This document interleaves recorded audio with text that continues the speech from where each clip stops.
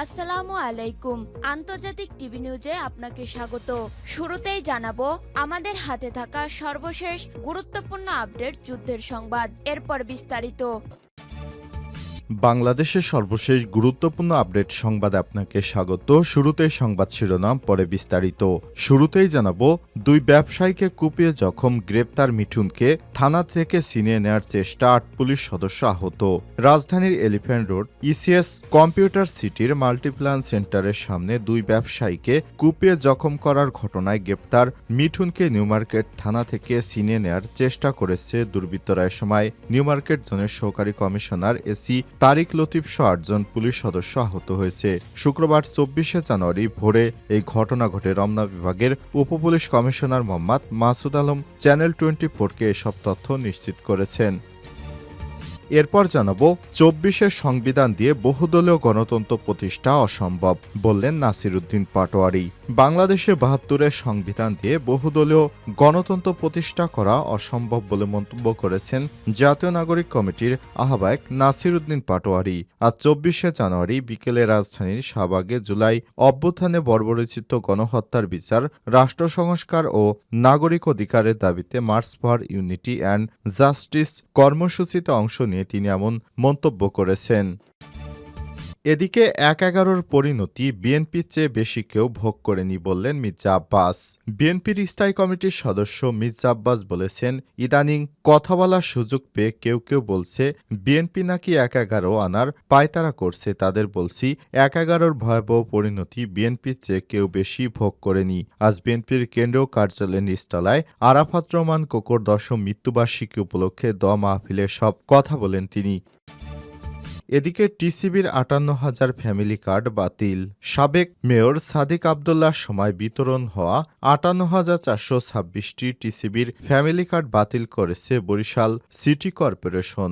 ৯০,০০০ কার্ডের মধ্যে এসব কার্ড সম্প্রতি বাতিল করা হয়। সিটি কর্পোরেশন কর্তৃপক্ষ জানায়, মিথ্যা তথ্য দিয়ে নিয়ম ভেঙে এক পরিবারে একাধিক টিসিবির কার্ড গ্রহণের মতো অভিযোগে সব কার্ড বাতিল করা হয়েছে। এবারে জানাবো যুক্তরাষ্ট্রে ৫ শতাধিক অবৈধ অভিবাসীকে গ্রেপ্তার, বিমানে ফেরত পাঠানো হলো শত শত ব্যক্তিকে। দ্বিতীয় মেয়াদে হোয়াইট হাউসে ফেরার পরেই অবৈধ অভিবাসীদের বিরুদ্ধে পদক্ষেপ নিতে শুরু করেছে ডোনাল্ড ট্রাম্পের প্রশাসন। ইতিমধ্যে দেশটিতে ব্যাপক ধরপাকড় শুরু হয়েছে এবং ৫ শতাধিক অবৈধ অভিবাসীকে ইতিমধ্যেই গ্রেপ্তার করা হয়েছে এবং তাদেরকে বিমানযোগে দেশে পাঠানো হচ্ছে। এবং সর্বশেষ জানাবো বাংলাদেশ সীমান্তে হঠাৎ অপস অ্যালার্ট মহড়া শুরু বিএসএফের। বাংলাদেশ ও ভারতের মধ্যে টানাপোড়েন এবং দুই দেশের সীমান্তে উত্তেজনার মধ্যে বাংলাদেশ ভারত সীমান্তে ১০ দিনের অপস অ্যালার্ট মহড়া শুরু করেছে ভারতের সীমান্তরক্ষী বাহিনী বিএসএফ। গত বুধবার ২২শে জানুয়ারি থেকে শুরু হওয়া এই মহড়া চলবে আগামী ৩১শে জানুয়ারি পর্যন্ত। ভারতের প্রজাতন্ত্র দিবস উদযাপন উপলক্ষে বিশেষ নিরাপত্তা জোরদার করা লক্ষ্যে এই মহড়া শুরু হয়েছে বলে দাবি ভারত সরকারের। বিএসএফের তরফ থেকে দেয়া সরকারি বিজ্ঞপ্তিতে জানানো হয়েছে, বাংলাদেশের বর্তমান পরিস্থিতিতে ভারতের আসন্ন ৭৬তম প্রজাতন্ত্র দিবস উপলক্ষে এই পদক্ষেপ নেওয়া হয়েছে। প্রিয় দর্শক, এতক্ষণ শুনছিলেন সংবাদ শিরোনাম, এবারে বিস্তারিত। তবে তার আগে বন্ধুরা অনুরোধ থাকবে সংবাদটিতে একটি লাইক দিন। এই চ্যানেলে আপনি নতুন হয়ে থাকলে আমাদের সংবাদটি দেখতে দেখতে চ্যানেলটি সাবস্ক্রাইব করে রাখুন। কমেন্ট করে আপনার মূল্যবান মতামত জানিয়ে দিন বন্ধুরা, আপনি বিশ্বের কোন দেশ থেকে বা বাংলাদেশের কোন স্থান থেকে আমাদের সংবাদটি দেখছেন এবং শুনছেন। এবারে বিস্তারিত। দুই ব্যবসায়ীকে কুপিয়ে জখম, গ্রেপ্তার মিঠুনকে, থানা থেকে ছিনিয়ে নেওয়ার চেষ্টা, ৮ পুলিশ আহত। রাজধানীর এলিফ্যান্ট রোড ইসিএস কম্পিউটার সিটির মাল্টিপ্ল্যান সেন্টারের সামনে দুই ব্যবসায়ীকে কুপিয়ে জখম করার ঘটনায় গ্রেপ্তার মিঠুনকে নিউমার্কেট থানা থেকে ছিনিয়ে নেওয়ার চেষ্টা করেছে দুর্বৃত্তরা। এ সময় নিউমার্কেট জোনের সহকারী কমিশনার এসি তারিক লতিফ সহ ৮ জন পুলিশ সদস্য আহত হয়েছে। শুক্রবার ২৪শে জানুয়ারি ভোরে এই ঘটনা ঘটে। রমনা বিভাগের police commissioner Mohammad Masud Alam channel 24কে সব তথ্য নিশ্চিত করেছেন। এর আগে 10ই জানুয়ারি রাতে এলিফ্যান্ট রোডের ইসিএস কম্পিউটার সিটির মাল্টিপ্ল্যান সেন্টারের সামনে দুই ব্যবসায়ীকে প্রকাশ্যে কুপিয়ে জখম করে দুর্বৃত্তরা। পরে 11ই জানুয়ারি এই ঘটনার একটি ভিডিও সামাজিক যোগাযোগ মাধ্যমে ছড়িয়ে পড়ে। হামলার শিকার ব্যবসায়ী হলেন এহতেশামুল হক 42 ও ওয়াহিদুল হাসান দীপু।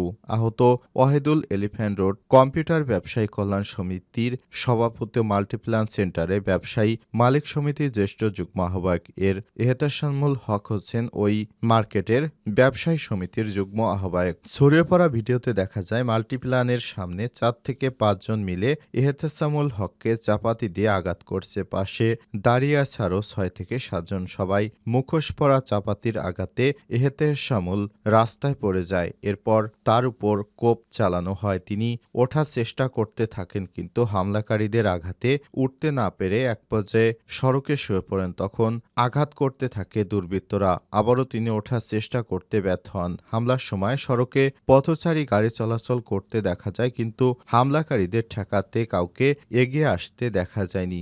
1.5 থেকে 2 মিনিট হামলাকারীরা সটকে পড়ে। ৭২-এর সংবিধান দিয়ে বহুদলীয় গণতন্ত্র প্রতিষ্ঠা অসম্ভব বললেন নাসিরুদ্দিন পাটোয়ারি। বাংলাদেশের ৭২-এর সংবিধান দিয়ে বহুদলীয় গণতন্ত্র প্রতিষ্ঠা করা অসম্ভব বলে মন্তব্য করেছেন জাতীয় নাগরিক কমিটির আহ্বায়ক নাসিরুদ্দিন পাটোয়ারি। শুক্রবার 24শে জানুয়ারি বিকেলে রাজধানীর শাহবাগে জুলাই অভ্যুত্থানে বর্বরচিত গণহত্যার বিচার, রাষ্ট্র সংস্কার ও নাগরিক অধিকারের দাবিতে March for unity and justice কর্মসূচিতে অংশ নিয়ে এমন মন্তব্য করেন তিনি। বিএনপি সহ সব রাজনৈতিক দলকে নতুন সংবিধান করার আহ্বান জানিয়ে নাসিরুদ্দিন বলেছেন, বহুদলীয় গণতন্ত্র প্রতিষ্ঠা একদলীয় সংবিধান দিয়ে কখনোই সম্ভব নয়। আমাদের বহুদলীয় গণতন্ত্রকে একটি সংবিধান দিতে হবে। যেই সংবিধান তৈরিতে 24-এ সুযোগ এসেছে তা কাজে লাগাতে হবে। গণপরিষদ নির্বাচনের জন্য নেতাকর্মীকে প্রস্তুতি নেওয়ার আহ্বান জানিয়ে তিনি বলেছেন, এই নির্বাচনের মধ্যেই রয়েছে বাংলাদেশে আগামী দিনের সম্ভাবনা এবং ভবিষ্যৎ। সংস্কার প্রক্রিয়ায় কেউ বাধা সৃষ্টি করলে সবাইকে প্রস্তুত থাকার আহ্বান জানিয়ে নাগরিক কমিটির এই নেতা বলেছেন, রক্ত দিয়েছি, রক্ত আরও দেব। বাংলাদেশের অগ্রযাত্রা অব্যাহত থাকবে ইনশাল্লাহ।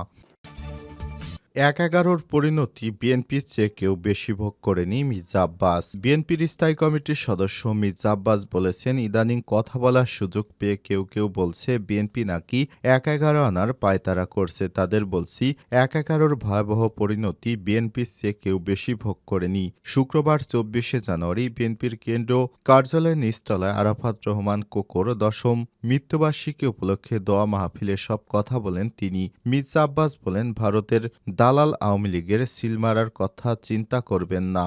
দেশের অতন্দ্র প্রহরী বিএনপিকে ভিন্ন শিবিরে ঠেলে দেওয়ার চেষ্টা করছেন যারা, তাদের পরিণতি ভালো হবে না। বিএনপির এই নেতা বলেন, ১/১১-র ভয়াবহ পরিণতি বিএনপির চেয়ে কেউ বেশি ভোগ করেনি। এই সময় খালেদা জিয়াকে নির্মমভাবে হত্যার চেষ্টা করা হয়েছিল। বিএনপি কারোর বক্তব্যের দায়িত্ব গ্রহণ করে না। দেশকে বিভাজন না করতে, বিভাজনের রাজনীতি না করতে সবার প্রতি আহ্বান জানিয়ে তিনি বলেছেন, নতুন দল গঠনে বিএনপির হিংসা করছে যারা, বলে তারা জাতির শত্রু।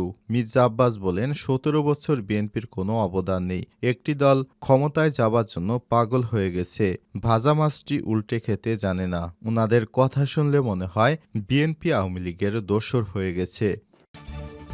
টিসিবির ৫৮,০০০ ফ্যামিলি কার্ড বাতিল। সাবেক মেয়র সাদিক আবদুল্লাহর সময় বিতরণ হওয়া টিসিবির ৫৮,৪২৬টি ফ্যামিলি কার্ড বাতিল করেছে বরিশাল সিটি কর্পোরেশন। ৯০,০০০ কার্ডের মধ্য থেকে সব কার্ড সম্প্রতি বাতিল করা হয়েছে। সিটি কর্পোরেশন কর্তৃপক্ষ জানায়, মিথ্যা তথ্য দিয়ে নিয়ম ভেঙে এক পরিবারে একাধিক টিসিবি কার্ড গ্রহণের মতো অভিযোগ এসব কার্ড বাতিল করা হয়েছে। বাতিল কার্ডগুলোর আবার দরিদ্রদের মধ্যে বিতরণ করা হবে। জানা যায়, সিটি কর্পোরেশনের বাইরে বরিশাল ১০ উপজেলায় ১,২৯,৯২১ জন টিসিবির সেবা গ্রহণ করেছে।